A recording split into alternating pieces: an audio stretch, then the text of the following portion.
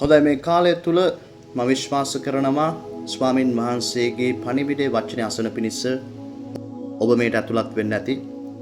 එසේම මේ පණිවිඩය තුල තිබෙන රහස් එළිදරව් සහ මෙහි තිබෙන සංගවී තිබෙන සෙනෙහස ආදරය මඟ පෙන්වීම සමාදානය සතුට මේ සියලු දේවල් උන්වහන්සේගේ වචනේ ගැබ්ව තිබෙනවා.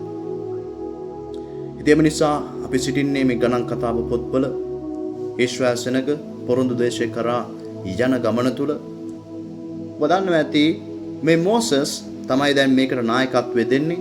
මේ මෝසස්ගේ කුඩා කාලයේ එවකට හිටපු පාරාවෝ නියෝගයක් ගෙනාවා සියලුම පිරිමි දරුවන්ව මරන්න ඕනේ කියලා. ඔවුන්ගේ වර්ධනය නිසා, ඔවුන්ගේ බෝවීම නිසා සියලු හේබ්‍රව ජාතීන්ගේ පිරිමි දරුවන් උපදින හැම පිරිමි දරුවෙක්වම මරන්න ඕනේ කියලා පාරාවෝ රජතුමා විසින් නියෝග කරලා තිබුණා.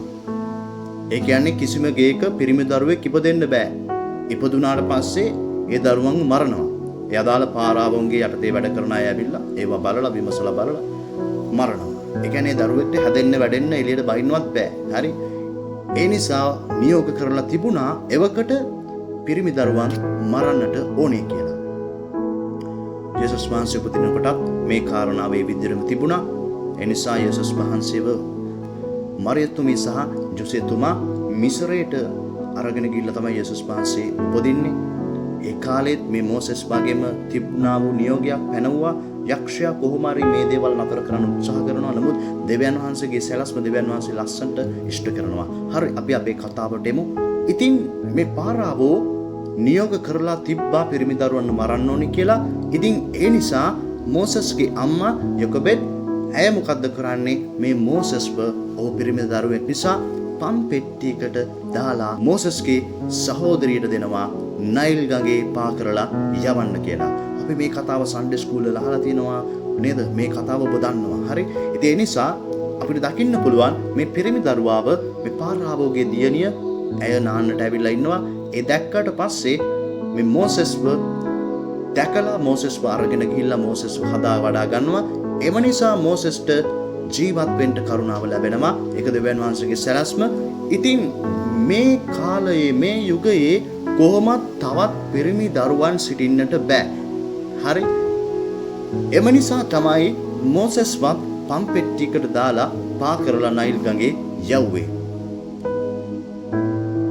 අපි දන්නවා මෝසස්ගේ පවුලේ ඉන්නේ මෝසස්ගේ සහෝදරිය මිරියම් සහ මෝසස්.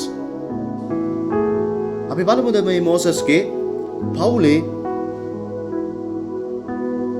අපිට මේ ගණන් කතාව පොතේ 26 අපිට මේ ගණන් කතාව පොත තුල 26 වන පරිච්ඡේදයේ 59 වෙනි පදයට ආවට පස්සේ අපිට යම්කිසි දෙයක් දකින්නට පුළුවන්.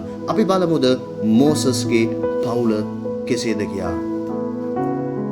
අම්රාම්ගේ භාර්යාවගේ නම යොකබෙත්ය.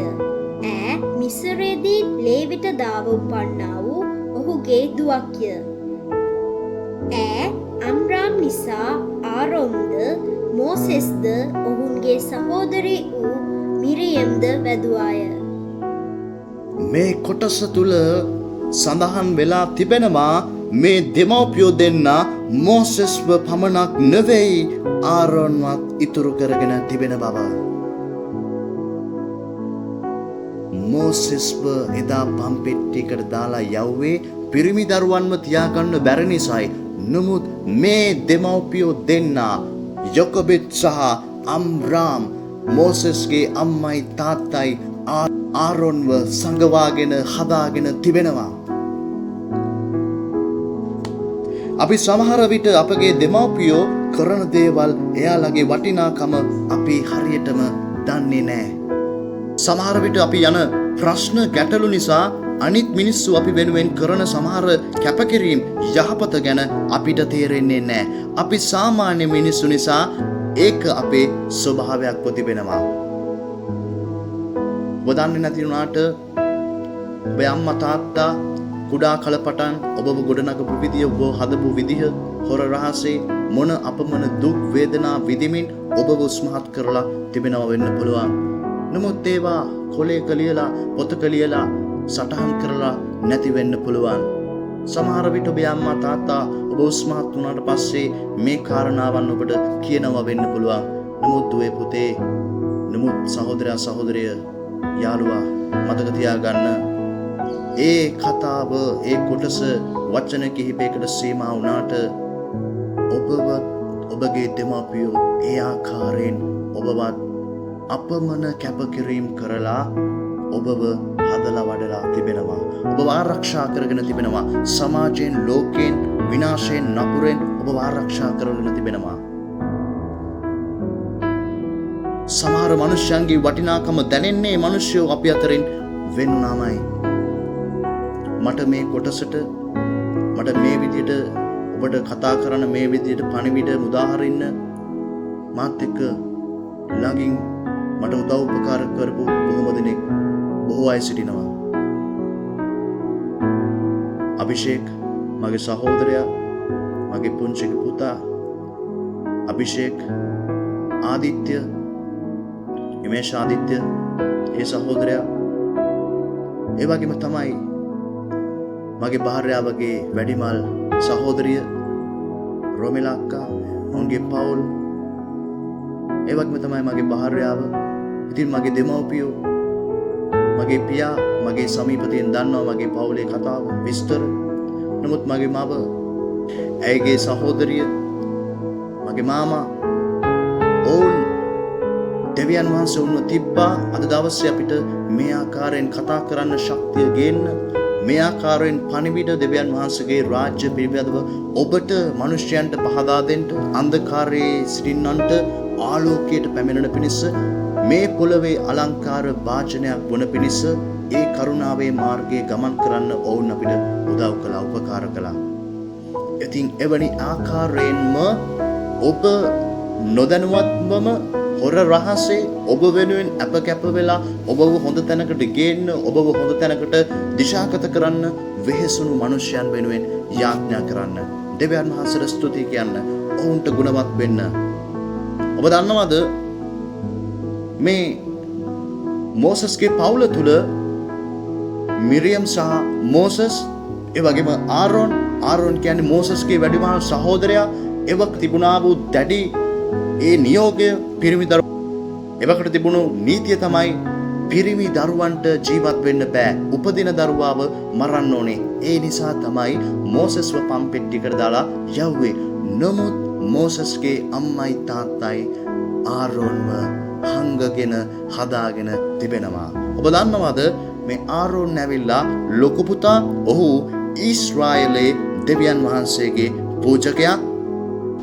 ඒ වගේම තමයි ආරෝන්ගේ දෙවනි සහෝදරිය මිරියම්, දෙවියන් වහන්සේ ආලේප කළ අනාගත වක්තෘවරිය. ඒ වගේම තමයි පොඩි පුතා මෝසෙස්, දෙවියන් වහන්සේ ආලේප කළ ඊශ්‍රායලයේ ශ්‍රේෂ්ඨතම නායකයා.